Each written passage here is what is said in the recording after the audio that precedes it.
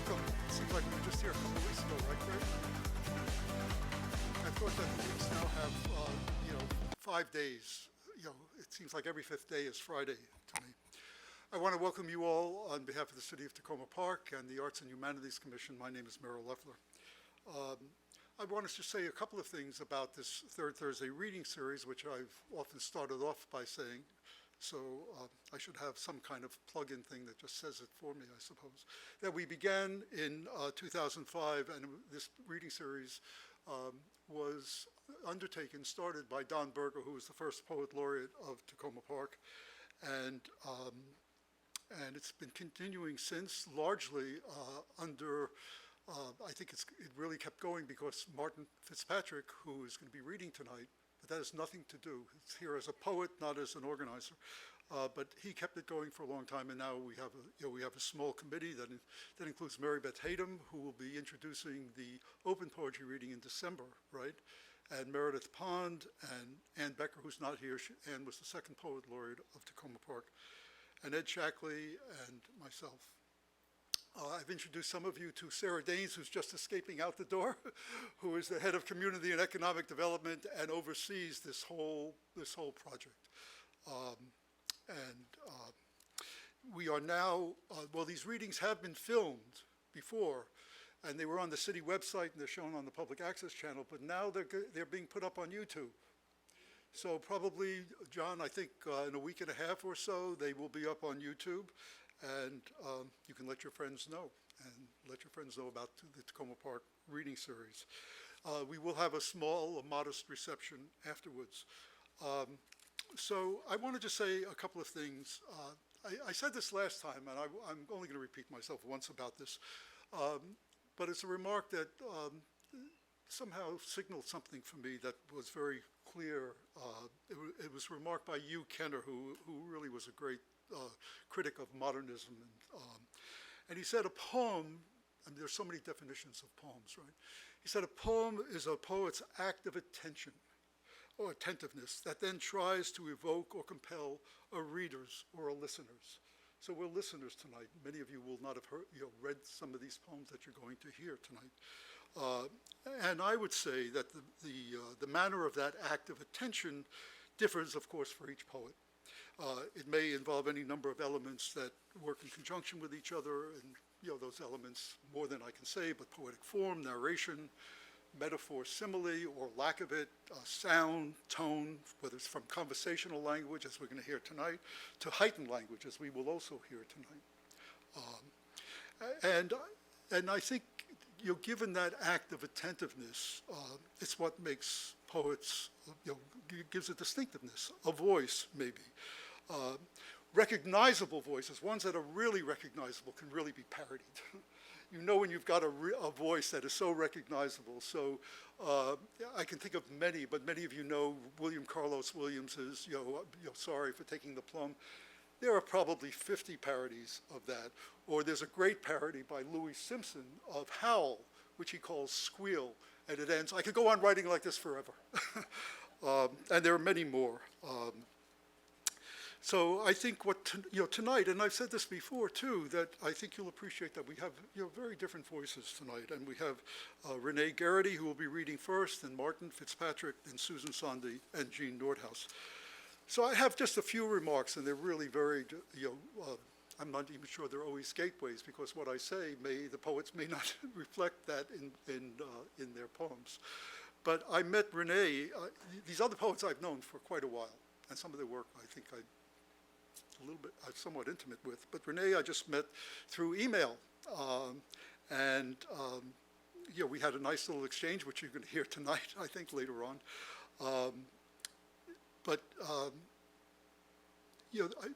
The way that I would characterize at least the poems that I've read of Renee's is that there's a kind of mysteriousness in some of these poems. There's a storytelling aspect to a number of them. There's a terrific ekphrastic poem, which I think you're going to read, which is really unusual. Many of you have written, some of you, and there are a number of poets here, who have written ekphrastic poems in which you're responding to a painting. Well, this one I think has an unusual narration, as you will see. I say mysterious because in some of these poems you don't get the whole story. You get glimpses, fragments, and it keeps you attentive, or so it feels to me. So I thought to give some quotes, but I think I want to turn it over first because I think for some of you, this will be an first introduction to Renee's poetry. So please welcome Renee Gherity.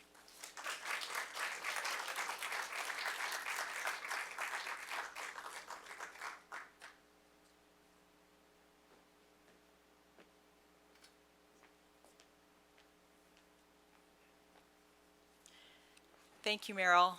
That was a wonderful introduction, and I can't have to say that between us, it's the first time I've ever been introduced by a poet laureate, so it's pretty exciting. Anyway, thank you all for being here.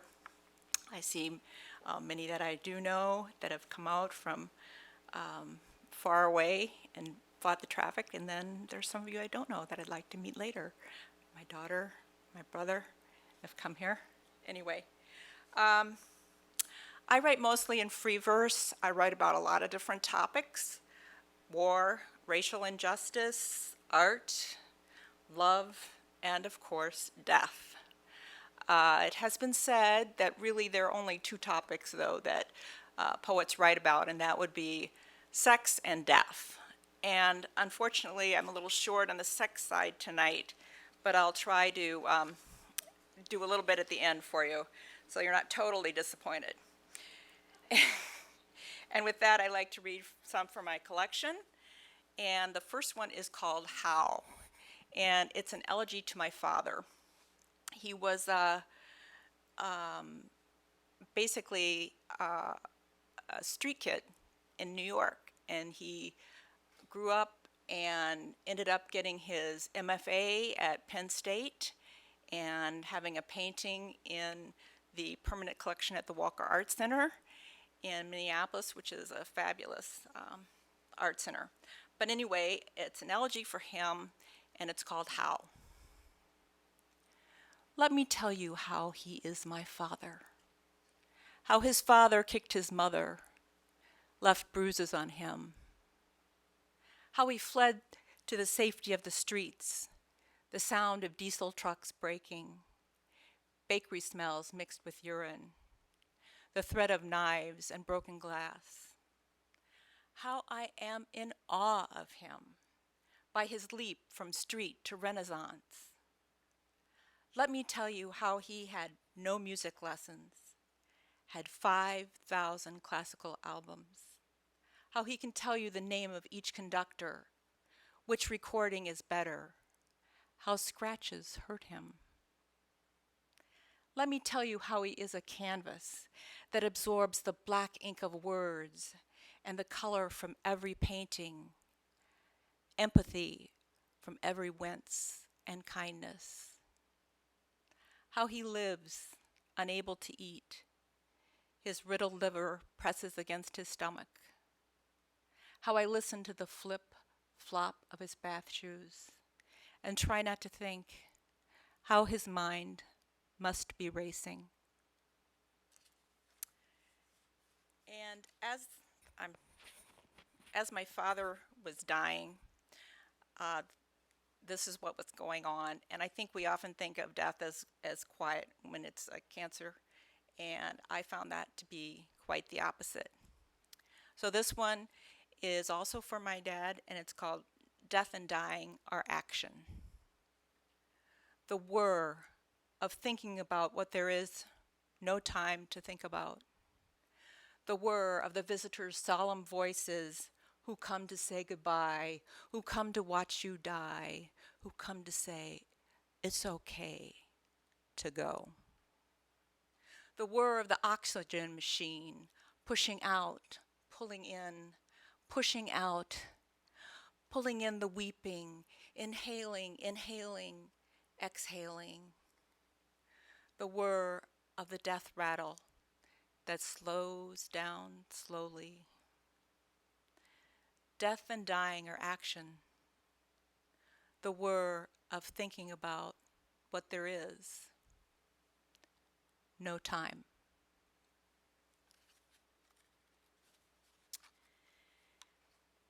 I was saying I also write poems about war, and this one is actually about PTSD, soldiers suffering from post-traumatic stress disorder. So you have a mix of images of war and the present, and it's called War Waltz Uncounted. It was published in the Innisfree Journal in 2015. They ask you to tell everybody that. So anyway, War Waltz Uncounted. Morning comes daily in a far-off stare. Dogs blow so high they bark with the dead. He does and he doesn't wish he could care. It's all in his head, all in his head. His pain and his boot lie by the bed. The fumes and the flesh, it's all too clear. A boy and a gun, a bird in a cage. It's real and it isn't. He tries not to think. He sees what he sees, but no one can hear. His pain and his boot lie by the bed. Houses flash hot in the sweltering sun. Women and children learn not to cry. It's just like the movies watched in the night. He hears what he hears, but no one can see. His boot and his pain lie by the bed. The next three poems, I'm having trouble here, getting all comfortable. The next three poems are about racial injustice, and you could say they're ripped from the headlines, but the first one is actually a case I litigated many, many years ago, and it's what I call a snowball effect. There's some minor transgression that keeps rolling and rolling and rolling, and finally something terrible happens, like a murder. This one is called At Fault, and it's a little unusual because it happens to be a sonnet, and you wouldn't think that you'd put a poem about racial injustice into a sonnet, but it is. At Fault. Ran out the store when Troy stole the condoms, peddled like no tomorrow, a real rush. There's a searchlight and a red and blue flash. They pull us over, and we are now men. Off your bikes, hands on your head, all of you. Lady cop puts us in back like TV. Lucky night, you're not going to juvie. The man picks up our bikes like cans of brew. It's going down. Aunt May screeched out real loud, "You got no right." Officer Joe said, "Just calm down." But Uncle Roy pushed towards the cop. Lady cop, she calls back up. There's a crowd. Siren sounds, guns and sticks. A shove, a push. Roy's on the trunk. A cop's on top. Flash. Pop.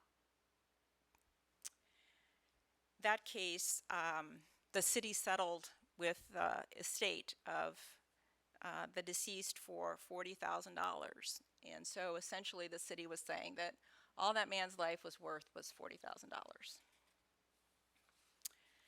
So this is a current case, and speaking of YouTube, the information and actually watching most of it happen can be seen on YouTube. And it's a snowball case. It started out when a woman was pulled over for failure to put on a blinker, and she ended up hanging in her cell. First of all, there should be no going to jail for pulling over for failing to put on your blinker. Anyway, that's a side comment. In my cell for Sandra Bland. It was the blinker's fault that made him tail me, pull me from the car. It was the blinker's fault that made him throw me to the ground and shackle me. It was not a rope, but a plastic bag, a simple plastic bag to carry out the garbage, a simple plastic bag that made me swing. Her death was ruled a suicide. However, there is some question about that still. and the officer was fired, but unfortunately for perjury and not for anything else that he did. In all of these cases that we've seen lately, there is usually a thread, a common thread about things that happened, what happened to the gun, etc. And so this next poem is really a spoken word, and I call it Common Lines. He was reaching for my gun. I thought he was reaching for my gun. He had a gun. I thought he had a gun. I saw a gun. I thought I saw a gun. He was going to shoot me. I thought he was going to shoot me. I thought he had a real gun. I thought he had a real gun. I don't know what happened to the gun. There was no gun.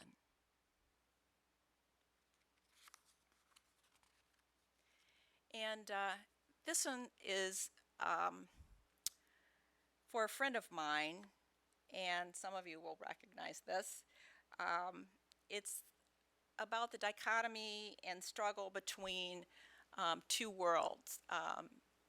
In this case, our friend is American Muslim, and so it's a struggle between her life as an American and her life as a Muslim, and it's called The Abyss.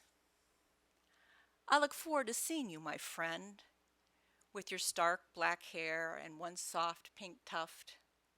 My friend who writes of gods and demons that danced across tectonic plates, which pushed and pulled between good and evil, and of their descendants who danced on the slippery gloss of marble tiles and the rough grab of alley tar, a bloodline of movement back and forth to avoid the crevice suck of nothingness. And this is the poem that Merrill was talking about, the ekphrastic poem called Convergence. And it's about painting, Convergence, that was painted by Jackson Pollock. He was in the forefront of abstract impressionism. He was a major painter in that movement, and he would use any instrument, object, anything to put his paint on the canvas. And he was known for putting the canvas on the floor and walking around it. So this is about painting and her love for the painter. It's called Convergence. I remember how you stretched my back across the floor, moved your body around me, looked into me like a lover's first night. You stood tall on me.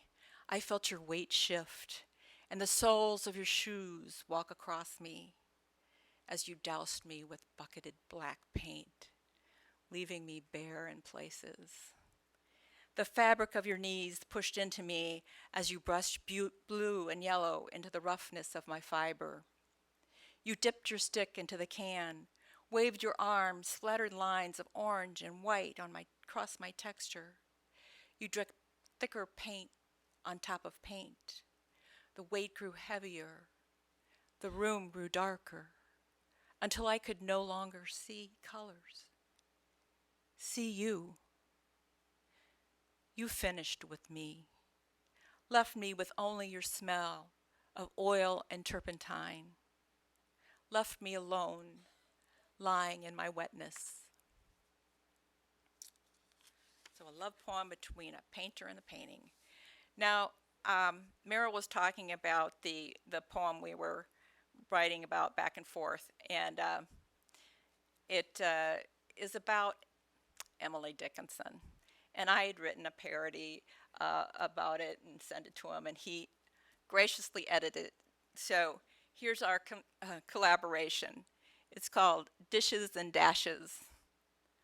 I broke a salad plate from a set of 4 when I took my sandwich out of doors, wanting to read Emily Dickinson in the Sun. Most likely she would be undone. There's an Emily Dickinson bandwagon I've been trying to get on. I want to grasp the greatness of her, to which there is no cure. I wonder if her poems would be as good if she wore colored dresses, strolled out on the lawn, then late at night drank up all the town. Thank you very much.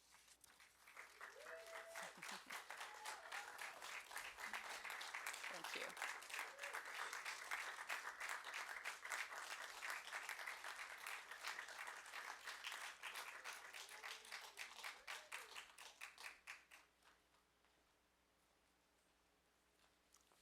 So in that last poem, it would really be good to have it up on the screen so we, to see the dashes and from the dashes and the dishes, and the capitalizations, everything is, it's a composition. It's a musical composition that Emily Dickinson was doing, and that when you can see the poem, you see more of that. So I mentioned Martin Fitzpatrick already, and as I said for years, and this is the only reason I'm going to mention again that he hosted this series for a number of years, is because every once in a while he would release a poem or two. We would hear a couple of poems, but he was very modest in doing that. And so I've heard him read over the years. I also, and I'm not sure where I got it a couple of years ago, but I have a whole sheaf of his poems, which I was reading last night and again this morning. And there are also longer ones, which I hope he will read one. I want to say that, and this is not to embarrass Martin, but his voice is truly a distinctive one, true and engaging. It's distinctive in the way he engages a listener, a reader too, but I think as a listener. And in truth, I couldn't help writing him this morning. It was impulsive. And this is, and I'm quoting myself in part. I wrote, Martin, how buoyed I am by the tone, the movement, the natural voice, wry, literary, self-effacing sometimes, always taking things in. The writing has, and this I didn't say, but the writing has that kind of offhand, but I think difficult to pull off simplicity that is not simple.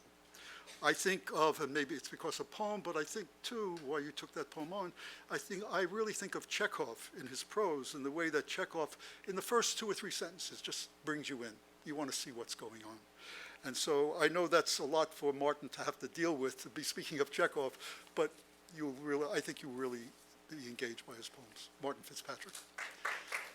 Also, there's a little space between Fitz and Patrick in your programs. They're supposed to be together, right?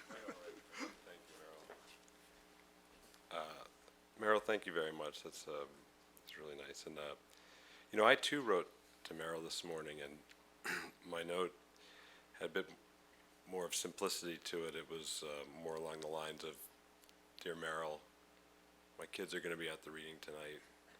They have soccer practice before. They have to go to bed.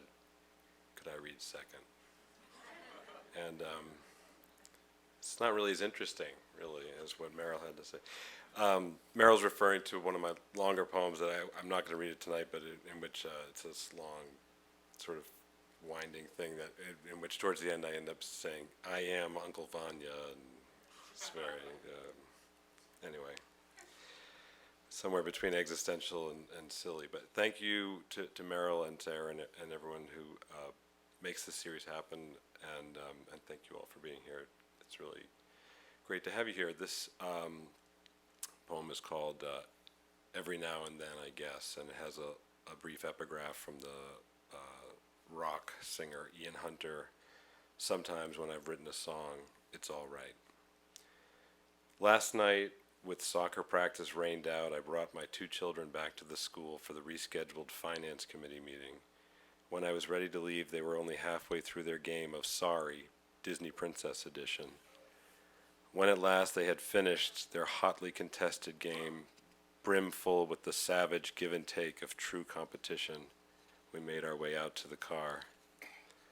On the gloaming of a storm-soaked sky with an eerie ribbon of light showing to the west, the horizon burning pale and cold below the clouds and above the trees, my sons pelted the air with sound to hear their voices in that heavy air, and the elder said something that sounded to me like poetry, and I altered it slightly and wrote, on the pad I keep in the car for such occasions, with Walgreens, diversity works here, emblazoned across the top of each sticky note, an echoing voice in a darkening sky. And just now, errands done, lunch eaten, I thought, I will write.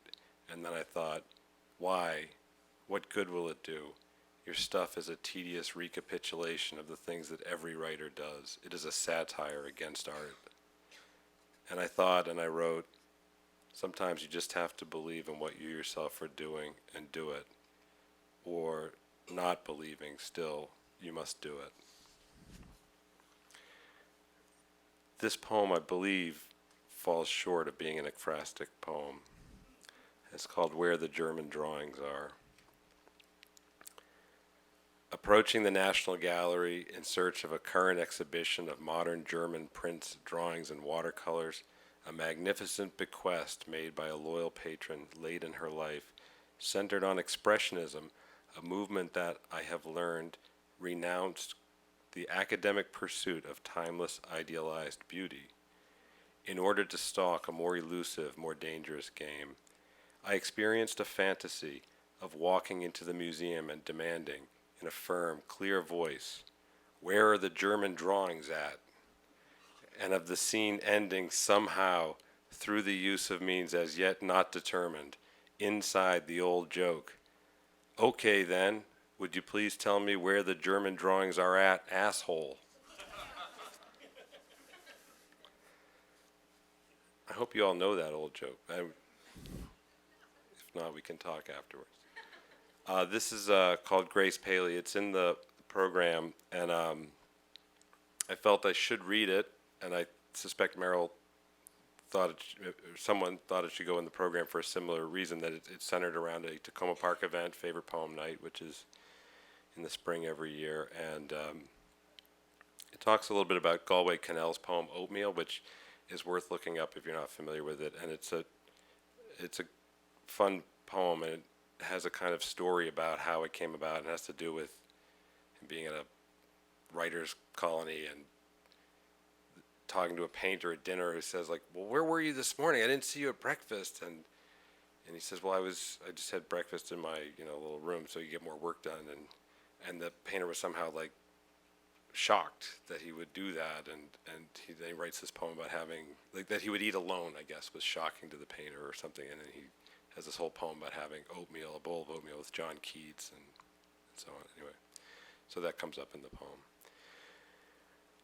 With Favorite Poem Night approaching, once again I thought of the chopped prose of Galway Kinnell's correspondence school instructor, bidding farewell to, but also honoring, the uneasy minds and desperate, blindly groping spirits of his benighted students, and recalled Kinnell's reading at the Folder Theater some years back when he read his Oatmeal with its charming frame story, a poem that perhaps exists fully only in the presence of its story. Kinnell spoke briefly that night of his friend, Grace Paley, recently gone, with fondness and warmth, describing her poems as not even poems really, but just life, which is not really right, but nevertheless nearly perfect. And he read one, read it well, and its power and vitality swept through the room, or so it felt to me. I wanted to find that poem, but could remember only that it ended with her kissing her husband's speaking lips, his sweet explaining lips. At the library I found volumes by each of them, but not the poems I wanted. I brought the books to the desk to bring home to examine with leisure. The librarian turned the books over one by one to scan them. She stopped at one, laid her hand upon it, paused, and said, Grace Paley, with a still, firm, gentle voice. Her face taut with concentration, she looked me full in the face, directly, intently, and gazed upon things internal, and at last said, so fearless. And then a pause, and I said, yes. And we paused, and our eyes exchanged meanings we could not express, of fond wonder at Grace Paley, and I said, such an adventurous mind, in a really good way. And we paused. Yes, she said. And our eyes talked some more, and we listened to the silent presence of Grace Paley, and then she handed me my books, and we smiled vaguely, wistfully, and I drifted away. This is called The Sweet Beyond. It's nice not to be the freak when you have been the freak, been a member of the family that behaves strangely, that are known all down the block as the freaks.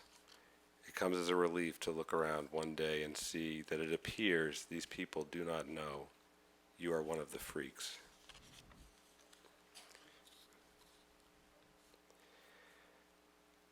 This is called Beckett's Cell. I should perhaps have lived like Beckett.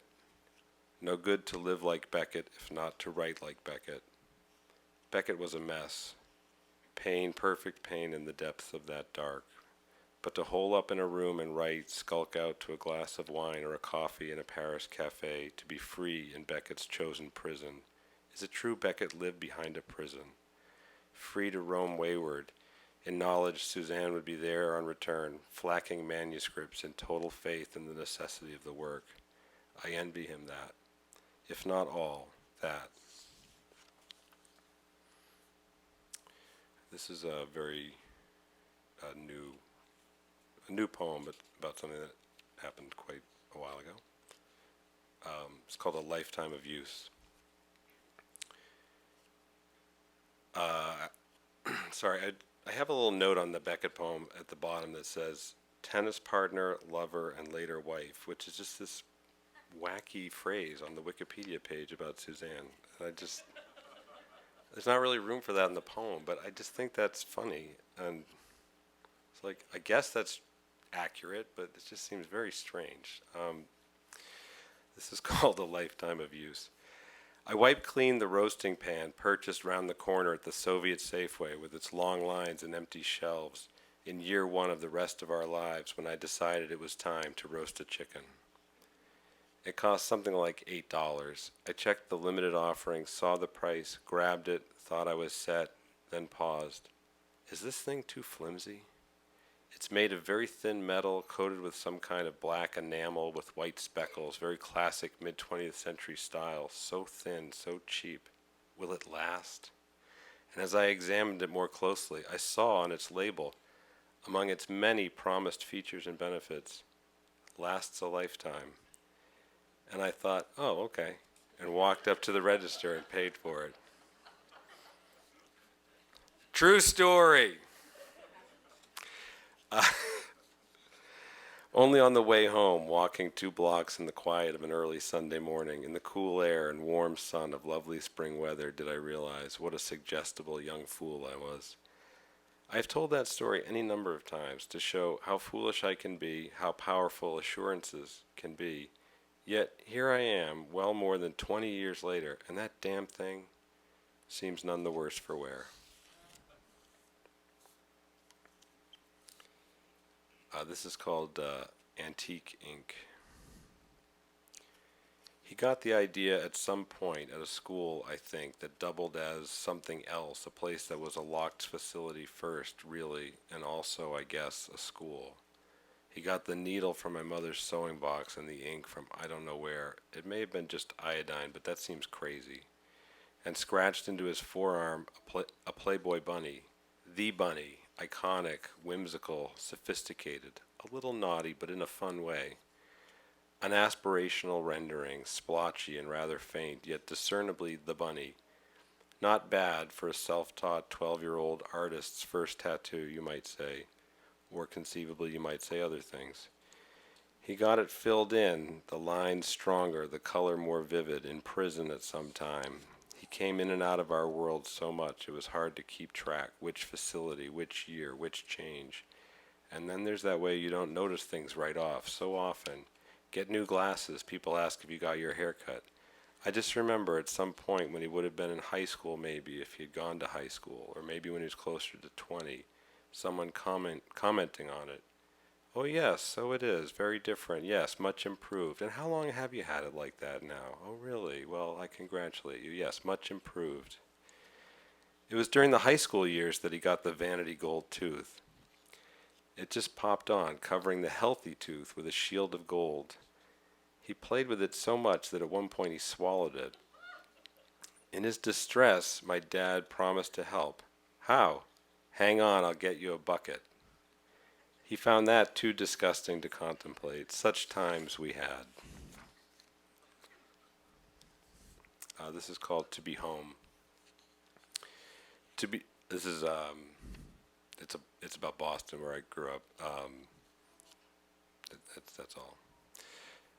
To be home, to be driving down Route 93, watching for the exit to the Mystic Valley Parkway to take you onto Route 38, down past St. Clements and over to Broadway and College Avenue to reach the Somerville Public School where your sister teaches, over by that circle, whatever it's called, not too far from Magoon Square, and your thoughts drifting to Tufts University, a fine school in that same vicinity, and then to fond memories of chortling with your long-dead father at Tufts' expense, for putting on airs, using some administrative building as a pretext for claiming that the school is located in Medford, when in reality, virtually all of its buildings are in Somerville, mocked and derided in my youth alternately as Slummerville and Scummerville. A maneuver whose significance is utterly lost on those not from around here. That is to be home. And just going to finish up with two more. This is called Astyanax, who is the young son of Hector, so we're in Iliad territory. Recalculating. Okay, now you're ready. Okay, Astyanax. Hearing Alfred Molina deliver Stephen Mitchell's rendering of Hector's encounter with his young son, Astyanax, the impulse rises in me to explain to my sons listening with me in the car that among the many beautifully indicated symmetries in the Iliad, this is perhaps the most powerful. The contrast of Hector's dandling of the toddler prince, delight of his parents, with what the reader knows will take place later, outside the scope of this poem, when the Argives sacked the city, and wild Neoptolemus, raging and destroying, like his father Achilles, dashes the child on the rocks below the city's famous high walls, lest he should grow to fulfill his father's fond hopes, that he become in the fullness of time an even greater warrior than Hector himself, and avenge the destruction and desolation suffered by his parents and all his people. The boys may be not old enough to hear it. It may cut too close, and the words seem to stick in my throat, the images too terrible to summon into sound. And this is called Into the Sea. Sand beneath our feet, and wind and sun, and the waves crashing and beating the strand, and we cannot get wet, for we are taking our leave. But the boy cannot stand before it, beholding the sea, without surging forward as if to embrace it. It calls to him to rush blindly to meet it. As we all turn to go, he remains rooted, leaning in toward the surf. I take his arm, turn him, draw him off and away from the shore, and I remember my friend, gripping my own upper arm, drawing me away from where I knelt, beholding my father in his casket, looking on transfixed, trying to reconcile what I was seeing with the idea of a person, of my father, staring, just staring, waiting for the mystery to resolve, to fathom a bottom beneath me, still wondering, decades later, how my friend decided he knew it was time for me to stop trying, realizing that I still don't know whose need drove that act, still wanting to understand what was happening then, still failing. Thank you very much.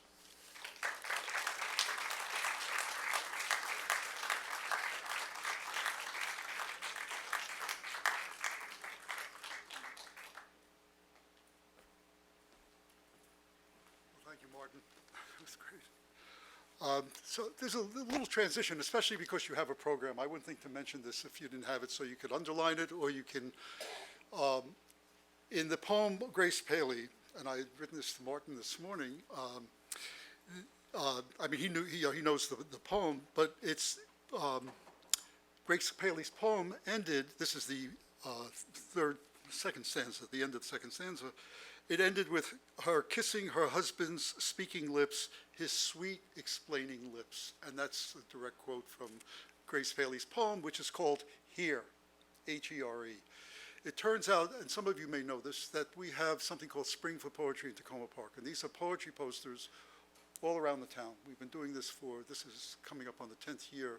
where we've been working with Michelle Morgan, who is back here, and I. It's a program of the Friends of the Takoma Park, Maryland Library. And we have a small committee that selects poems, old poems, contemporary poems, and students design these 13 by 19-inch posters, which we then laminate. They're framed, they're installed around the city, along Carroll Avenue in all the parks. And one of them is this wonderful poem, and here. And we have PDFs on the web, so if you, I know it's a long title, Friends of the Takoma Park, Maryland Library, or ftpml.org, you could go on there, it says Poetry Walk, and you'll find poems that you know, and some of these are second-year students at Montgomery College. Some of the designs are stunning, I mean, truly stunning. And some of these kids, it's really a great program there. They go on to some of the best design schools in the country, which may be surprising to many people. So that's my little interlude here before introducing Susan Sonde, who I've known for many years, underline many. Back in 1979, I published books under the Dryad Press imprint, and we published a beautiful little chapbook called Inland is Parenthetical, beautiful in the work itself and in the design, as you would see when you took hold of this little book. I've been reading a lot of Susan's recent work, and if I say I'm ready to make generalizations, I always have to be careful of those. But I think, as I said at the beginning, we have these very different voices, from Renee to Martin. We're going to hear a very different voice now. And Susan is a lyric poet, and I think there's a dark, meditative lyricism in some of those poems that is intense, truly intense, taking on inner turmoils at times.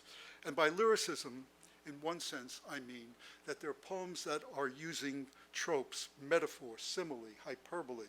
And I've taken lines from just a couple of poems. And the reason I'm saying this is that in hearing Susan read her poems, to be attentive to metaphor, to simile.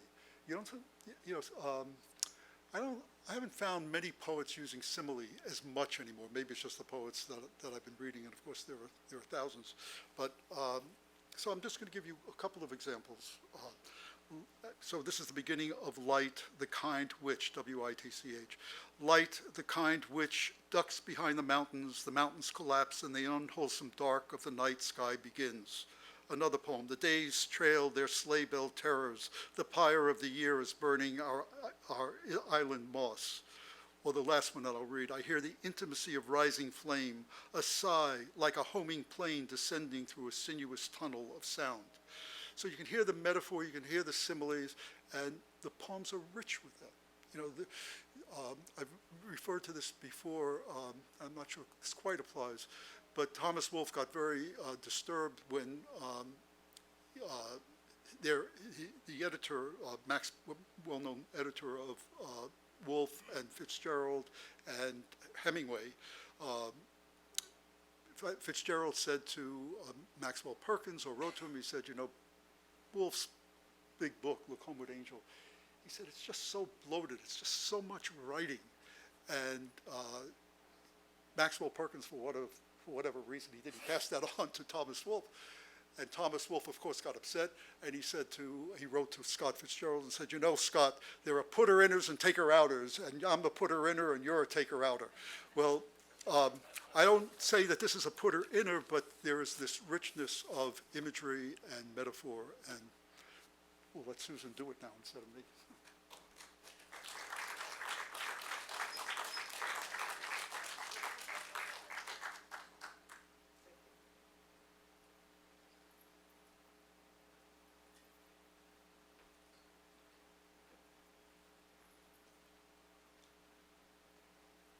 My knees are not thriving, and as I get older, they thrive less. Can you hear me well? Okay. The first collection that I want to read from, it's not a collection, it's a chapbook. It's called Drumming on Water, and I want to read 3 pieces from this.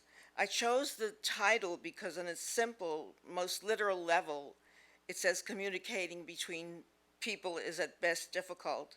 Drumming on water is not what you would call easy communication between people. And yet there's a tribe in Africa who do exactly that, and I saw a video of it, and they were communicating. So it's interesting. And the first poem is Drumming on Water. Let me put my glasses on. We will be sensible with our holdings and not marry in the cathedral of ash. But love me, I say, come from the fullness of your preoccupations. You locked in a solace nothing seems to disturb. I promise not to effuse and cry dust in public. The air is warm and weighs my body down. My ligaments fibrillate. I am up to my neck in a paper tide. Every day's mail logs in with a new prospectus. Get warm, you say, and raise the magenta carpet that I might climb in beside you against the rippled floor. Above us in the window, I see mist track upwards with a soft luff, stiffen in the unthawed air. Restless you rise, your silhouette imprinted against the shabby light. Complicated, you tell me, but never divulge why. I am quarantined in small spaces. Your glass that once held water holds sand. I'll pull from you in the next nailed hour, haul in the ropes of my little boat, my submersible, tied to a tree in the forest of circumlocution. Better men must be avid for you, you tell me. Take a deep breath and release it through a matrix of tension. Your arms still halted around the curve of my shoulder, the febrile of your lips imprinted against my neck. You sink back into one of my chairs, reach over, and unhappily finger my hair. You vest in me, I know, but only as a tourist in a foreign country. Your dime is a stick pin in the ascot you are wearing. I do not comprehend your currency. My alphabet is delinquent. The mortar in the brick wall outside my door is made of cellophane. I don't want to sail to the island of brinkmanship on my maiden voyage over the twisted lake. My country is not yet depleted. I scurry for the evening papers, obscurity's large rouged face eyeing my flesh. And the second one.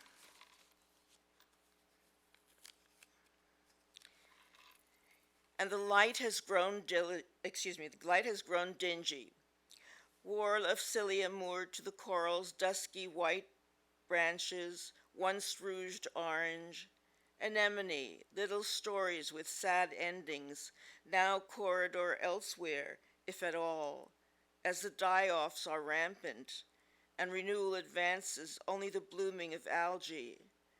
How quiet the colors are, their configurations like chalk on white paper. Your blueprints and sprawled signature, that fretwork distracts me. The hour is restless where I reside. I sleep fitfully without you and want, I don't know, maybe the way to some garden you name. Forgive me for the abstinence I caused you. Don't shunt me off to the backwater of your mind, then sky that of sight. Let me leg towards you from this brackish life, the afternoons so strangely vertiginous, the jetties pensive under gray shafts of light. Blind thunder emotes on the outflung waves, and a blade knife of lightning pierces the horizon where the sun has gone liquid. I reconnoiter a sea of vials, labels rotated towards me, the pills, their cures, and send them rolling, every brittle bone in my body, every warring inch a culprit in the plot to undo me.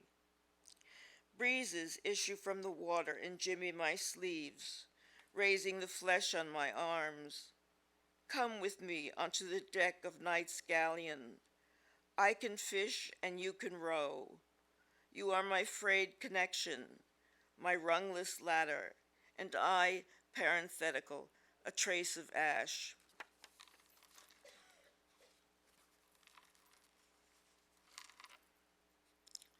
Grief in August. The hours are pensive. I miss your effusions and dream the canter of wild horses, banners waving in the seared air.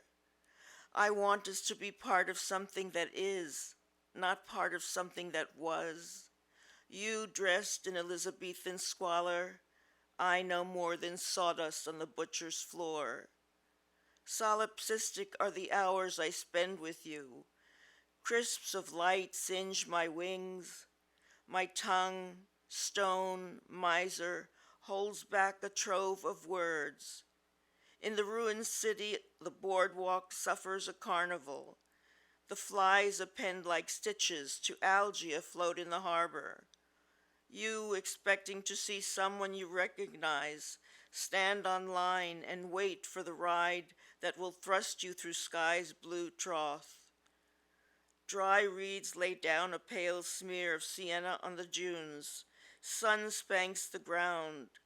Wind grips the branch of a dead tree as if it were an Orphic being displaying a no thumbs up for us. I promise myself not to traffic in loneliness, to lose purchase and go into crying. Turns shimmy down day's scalded ladder. How available they are to each other, though nature doesn't explain why they gaze as one towards the ash-veiled horizon. Death is gifted. A lost spaniel thin as sorrow's bone runs ahead, circles back unclear about its prospects. Familiar, walk with me through the blind surf while the shadows of late afternoon grow bloated and the ride's trumpet-harried music. Inhabit me before my words grow toxic and anoint you. Love is a rumor subsisting on a whim.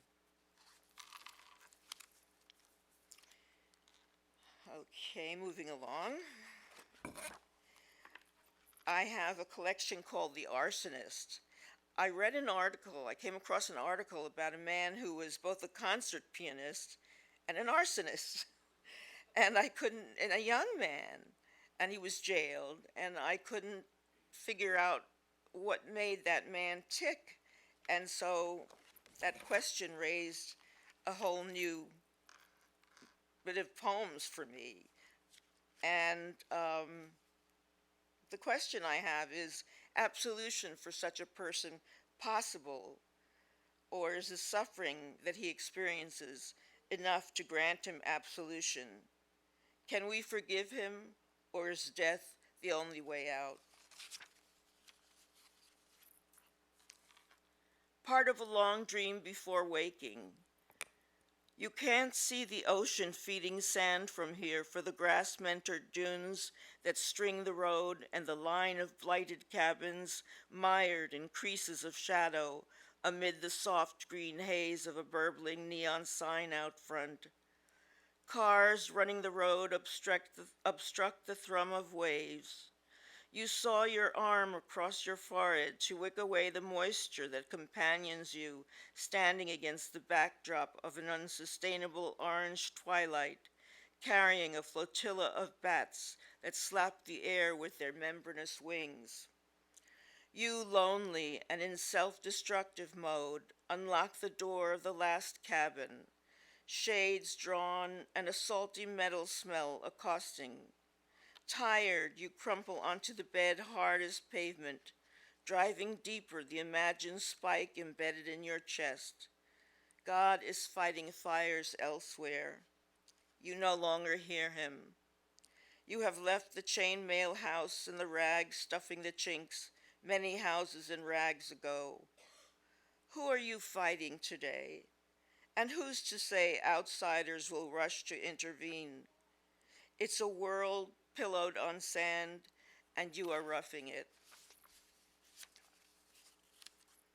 And this is the last poem in the book, actually, and goes back to the question of whether how we judge such a man and how culpable he is, and does it call for his death.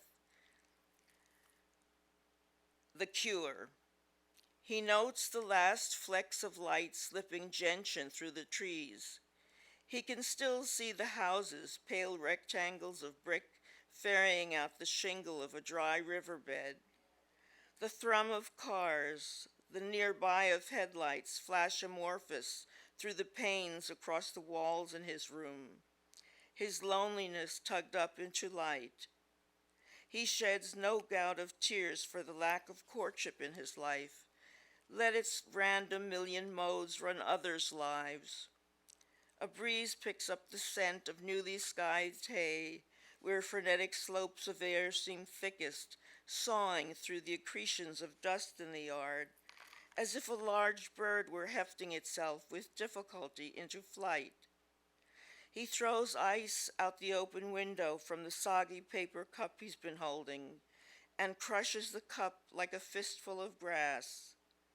The fenced-in limits of his life, the way his world sets up, the entropy and high levels of control kill his response to the eloquence of spontaneity. But tonight, the dun-colored lake of miasma, newly muscled, pilots him where he never thought to go. Rifle ferried in front of him like a dowser. Sooner or later, fate had to take him into its wake. In the inundated dark, his heart constricts the bottom of his windpipe. The porch light goes on. The yard takes better shape. He sees the tree stumps and tear in the chain-link fence of the dog run, garden gnome upended, and headless the torso of the other fallen beside it. The overturned canoe entangled in rapacious clumps of ivy. He barrels the nuzzle towards himself, face alternating hot and cold, caught in an odd smile. How strident the flesh as it moves in the direction of momentum. A sucking percussion, the tumult of cells rearranging themselves, the pain inert between collar and chest, and the delay for a long number of seconds before it flares into a single darkness surrounds. So much for that guy.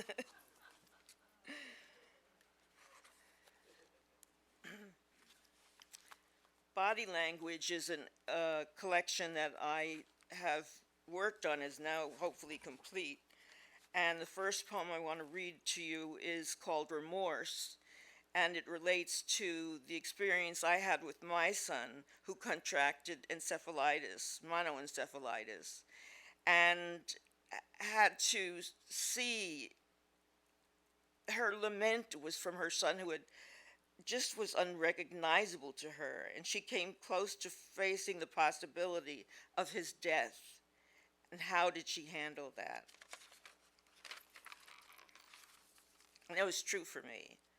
I remember going into my car and just screaming at all the powers that be, why did this happen to him? He's all right, he's fine, he's outside riding someplace. Remorse. This is the poison that lodges catarrh in his head. This the nap fever the child has bred. A bloodless coup that pinches pity and fear. This down-falling child on an aging afternoon. His eyes open in the red-rimmed stare of an afflicted sleep. His mother tastes at the root of her tongue the now moment, the bitter unreality of what is real. The catatonia, the slowed senses with which he unknowingly has burdened her. In quivering speech she summons from the terrible Venus undertow, from the darkness that in late afternoon assembles but does not fall, the silvered seed, his name in its biblicality, its two-pronged vowels so simple to say, but only half spoken in her throat, and urges from her deep heart's core its vibrancy audible, her punishment, this at the least, at the very least, for she can manage only a sidelong glance at the boy's troubled flesh. His illness, the genius of misfortune, ambushes her. Some part of him is part of death, death's aura, its weighty somnolence. His face fills the room. His presence is abundant. He is her child, arrow pierced by intangibles that quiver and stick in his flesh, and she without intent, only the habit of wishing in the familiar hours when panic finds her to accept the structure of the thing, its woefulness, its dire, as the structure of it, what it is. Oh, I misread that. As the structure of what is, the life of her world depends on that. I hate ruining a poem like that, having to repeat the second to the last line, which is the most important part of the poem. Body language. The days trail their sleigh bell terrors. The pyre of the years burning our island moss. I rest fathoms under the heavy intimacy of the years spent together in an energy of closeness, hold no memory of love, only an estrangement, and in that vacancy the old sense return latent, even vengeful. The sweat of old books, the sheltered sachet stink of starch in the fabrics.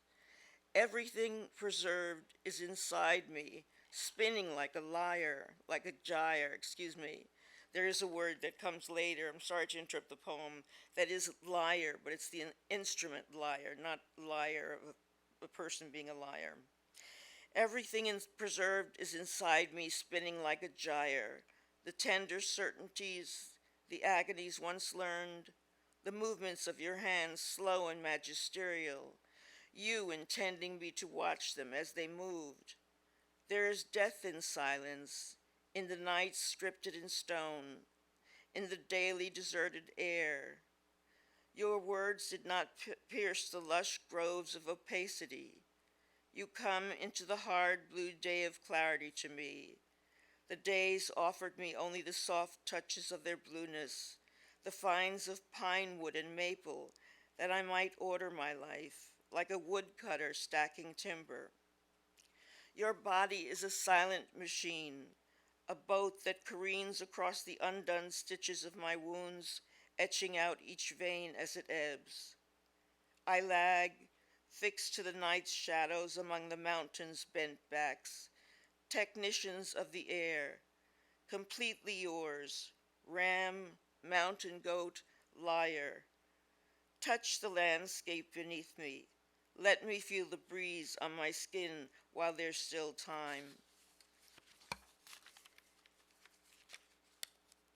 Okay, do I have any more here? Oh my goodness, I'm going to cut this short.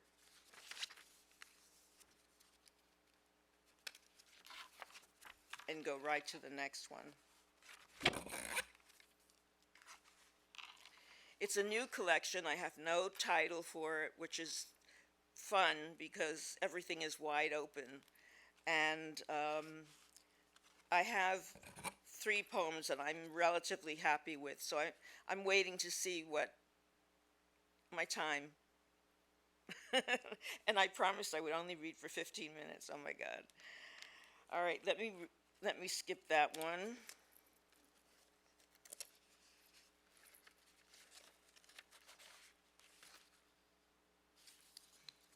Talk of the weather. As surely as sunlight cleaves to the rock, you love me. I am innocence at your breast, and true as moonlight. Come, wind, paddling your ancient canoe. You are all shoulders tonight. I hear the flutterings in flags, the wheel that breaks as the cart rolls by.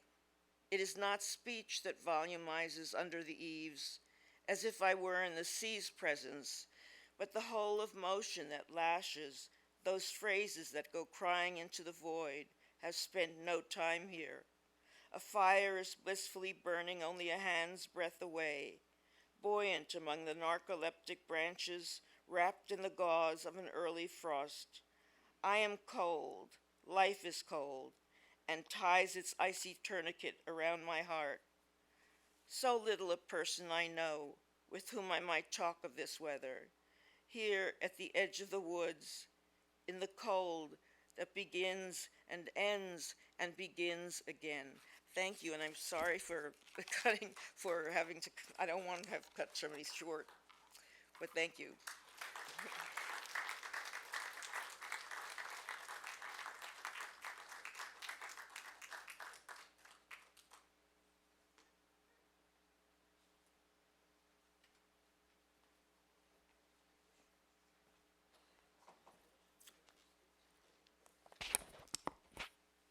Okay, so no interlude this time, except to say that it's really a pleasure for me to be introducing Jean Nordhaus, who I've known for many years and have read all of her books, and I think know her poems. I mean, each of them is, in my opinion, this is a generalization, quietly luminous.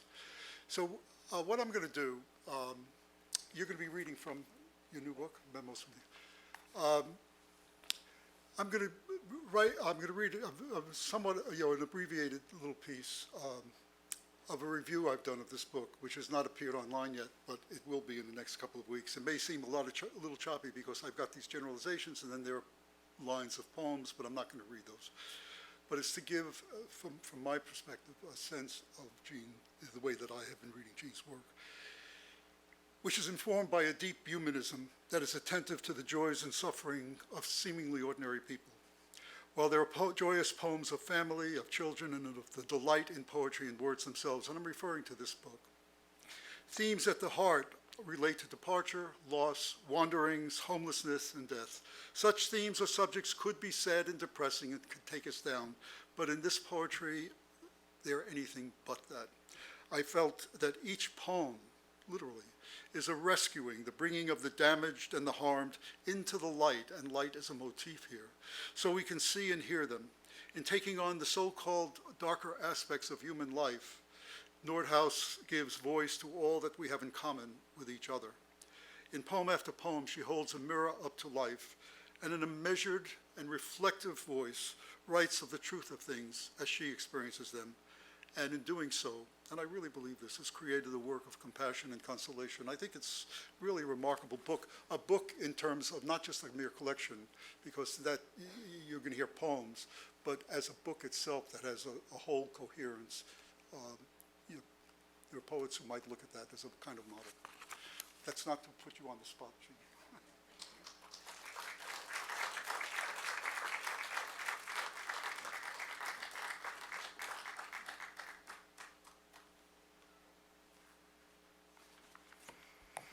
Thank you for all of your such welcoming introductions. You really set the stage. It's beautiful.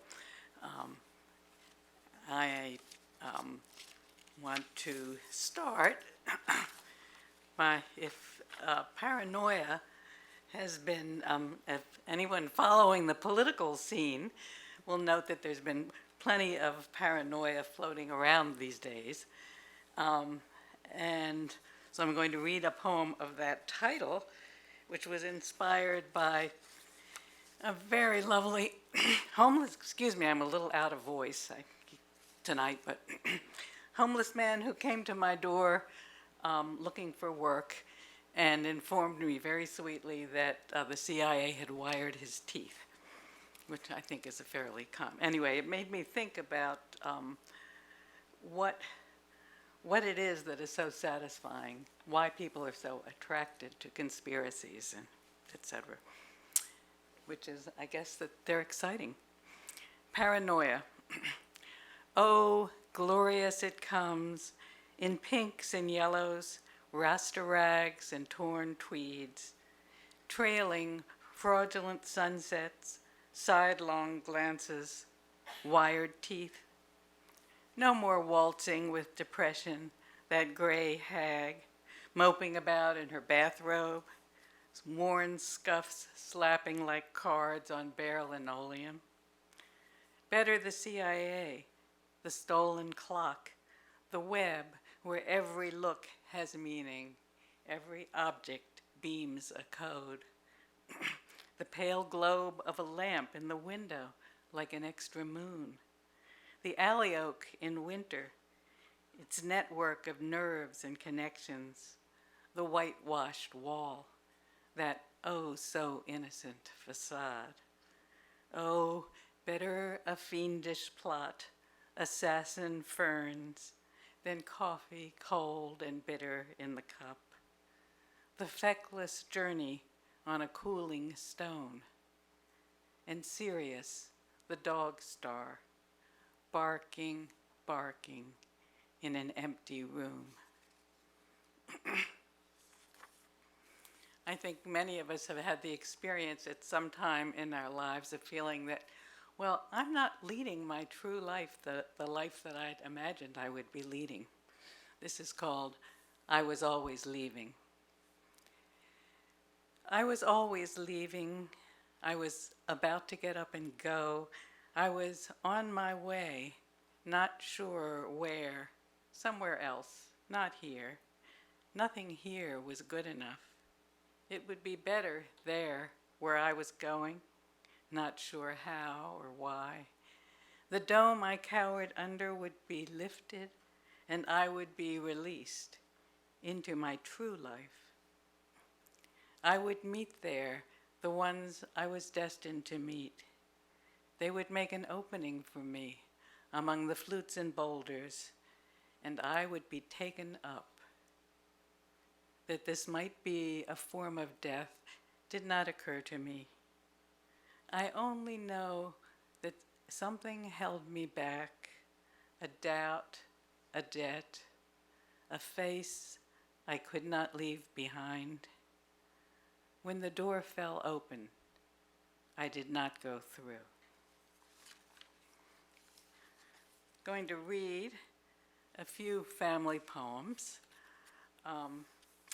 Next in the book, my mother died 25 years ago, and I inherited her vacuum, which has lasted until just about a year or so ago. It was pretty amazing. The poem was called Dust, on giving up my mother's old Electrolux. Long as a dachshund and heavy, for years it dragged along behind its hose, broken strap dangling like a floppy ear, its brushes worn to nubbins, and never said no, until the day its motor made a sound like the little bird cry that flew from my mother's throat when she died. Where do all the dead birds go? Do they migrate in the cosmic clouds above our heads? It was only a tool, after all, not like closing the door on my mother's house for the last time, with dust as my portion, this vacuum consigned to my keeping. Why does each relinquishing drag all the others in its wake? Today, a stranger, shiny and black, crouches like a Doberman under the ironing board, while a fine grit of regret settles in corners, seeps into the folds of my skin. Sadly, my mother didn't live to see the birth of my granddaughter. She was the person I most wanted to tell, of course, but I'm sure she knew. This is called With Their Wings, and it's dedicated to my granddaughter, Delia. On the evening you were born, after the tremendous churning that brought you forth, an owl flew onto the rail of the balcony where we sat, as darkness bled from backlit hills into the sky. In twilight, she perched on the ledge, measured us with wide, light-gleaming eyes, then sailed off on soft wings. Shades of my mother, I thought, half believing, the wide-set eyes and level gaze. For those who say the dead have no more truck with us are wrong. The dead are all around us, feathering the air with their wings. They see in the fertile darkness that surrounds this sack of light. And in these hours, we call them back to steady us who live in time. I had a devil of a time writing that poem because, of course, you can't say it was my mother, but I had struggled with it, but I know it was. So, and read one more family poem. This one's about my father. When I was growing up, we always had a bottle of champagne in the refrigerator because he was always ready to celebrate. The poem is called Champagne. Buried in the fridge, it was my father's badge of readiness, like the blackjack he stowed against burglars in the cherry nightstand. A good report, a rising wind, he was prepared to celebrate, like the bon vivant he'd always meant to be. His melancholy was foundation stone, the split tree at the root of earthly happiness. Even in the stricken years that slowed his footsteps to a shuffle, it bubbled up. Out of the cold, the sealed chest, his laugh like a bark of pain, strong teeth shining white against the dark inside him. And since the high holidays have just passed, I think I will read a poem about, so this is called Yom Kippur, Oaxaca. And as Merrill noted, there are a lot of poems in this book about home and the feeling of homelessness. And it was very strange to be in Oaxaca on Yom Kippur, which is a city just noted for food, and you're surrounded by food. Yom Kippur, Oaxaca. These pyramids could be my pyramids. These piles of ancient stones could be my ruins. The boys on the grass-smothered ball courts who played for the privilege of dying could be my slaughtered lambs, my own lost ghosts. Roses, rockets, ribboned saints, bright throngs carousing in the Zocalo, the Spanish syllables like tossed stilettos, corn, tamales offered in the street. Thou shalt not eat. I pass through streets of revelry to revelation. If my name is exile, anywhere I am can be my home. If hunger is my dwelling place, shall I not feast?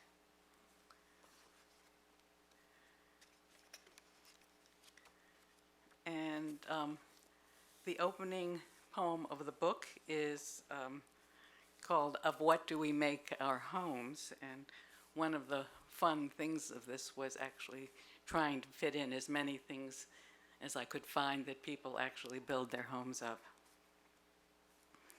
Of what do we make our homes? Oh, one thing is a penstemon, for those of you who don't know, is a flower.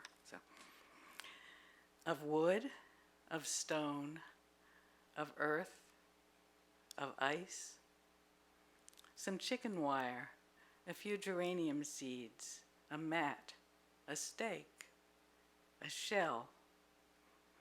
I knew a man whose longing was his home, a woman who built a nest in the wreckage of lust, a child who lived in the house of her hands, whose fingers were her only friends. I knew a lover whose foundation stone was flight, a tune that lodged all night in a creaking limb, a penstemon that pitched its tent in an open field, a crested lark whose home was all of Portugal. I knew a foot soldier whose flag was winding cloth. His home was in the ground. A prayer, a rhyme, a vow. Some mansions are of grief and some of hope, of hay, of leaves, of wind. And as many of you in this room probably know, putting together when you put together a book of poems that have been written over many years, it's difficult often to find, and often what you find is that there are poems you need that aren't written yet. And when I hit upon the title of this book, Memos from the Broken World, it was the title that came to me first, because I knew that that was something that bound all the poems together. The epigraph, it's based on the Kabbalistic myth of creation, that God's light was preserved in jars, in vessels, and they had to be broken so that the world could be created, so that the light could come into the world. And the epigraph for the book is, just as the seed must burst in order to sprout and blossom, so too the first bowls had to be shattered in order that the divine light, the cosmic seed, might fulfill its function. That was from Gershon Shalom. So at some point it occurred to me that I needed a title poem. I needed some memos. I always thought of poems as memos. They are efforts to hold something, to keep something, to remember something. But I thought that I actually needed to write. So what I wrote was a series of 7 short poems, 7-line poems, which I scattered throughout the book. And I'm going to do something that I haven't done before, which is I'm going to read them all together as they were written. And so they're just short. This is my last poem. And some of them are a little abstract, but so if you lose the thread, don't worry. Another one will come along. So. Memos from the Broken World. Memo from the Thrush. Brief ostinato, repeated. Breast speckled with quarter notes, dropped feather, soft as milkweed fluff. Flight and migration, repeated. My twig feet clutch a swaying twig. My rough house among the leaves, do not forget. Memo to the Arrow. Primed as you are for the launch, gauging the taut string tuned for release, the arch of the bow and the arc of your path, reckoning thrust and gravity, recall the keening of the cleft air as you pass, and the wound of arrival. Memo from the Grave. Bring your shovel and your stone, the broken wristwatch with its dangling hands, the rain-soaked prayer book in a language you can't read. Prairie dogs will watch the sky for hawks, will build a tunnel home among your bones. Do not forget. Memo from your sex life. This is my one sex poem in the book. Close your eyes. They were made for distance, not these poor close walls, the moist cave. Bring groove and follicle, ooze and salt, the swelling and the opening, the heat, the beat, the flowering, sweat and sleep, and gratitude. Do not forget. Next is Memo from the Border. Here I was thinking of a border between countries, but also of birth and death, those other borders, which are also crossings. Abandon your passport. Documents make no difference. The crossing will be treacherous. Every atom of you will be interrogated, pockets emptied, digits checked. Remember to collect your name when you enter and to give it up when you leave. The next is simply a sound poem. It's a memo from the meadow, and these are just a list of things you'd find in a meadow.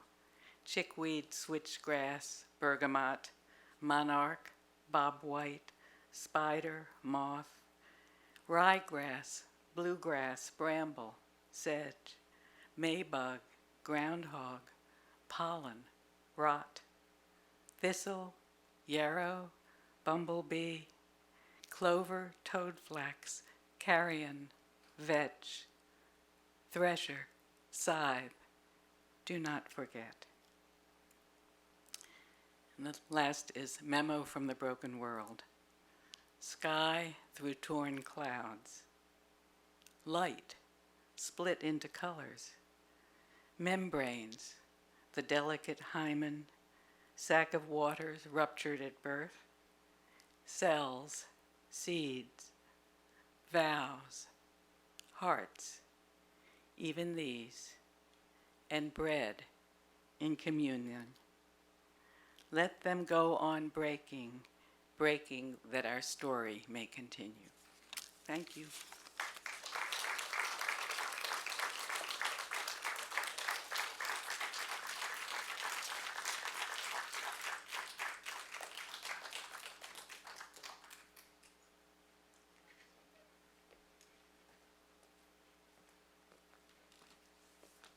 Okay, so here we are an hour and a half later, and I had started off by saying that each poet's attentiveness, and I think what I've really loved about these readings over these years is in this, say, an hour and a half, we have these concentrated voices in each different way that, a poet encounters their own experience, and obviously we've seen they're all very different ways. So let's have one more round of applause for Renee, Martin, Susan, and Jean Nordhaus. Now, before we leave to go for this very modest, I have to say modest reception, on the back of your programs, I just want to call attention to a couple of things, and one thing that is not on here. This Saturday from 10 to 3, the Friends of the Takoma Park, Maryland Library have a book sale, and we welcome everybody to come. It's held outdoors. It's going to be a little bit chilly, so if you come, wear a jacket. But there are some wonderful programs here.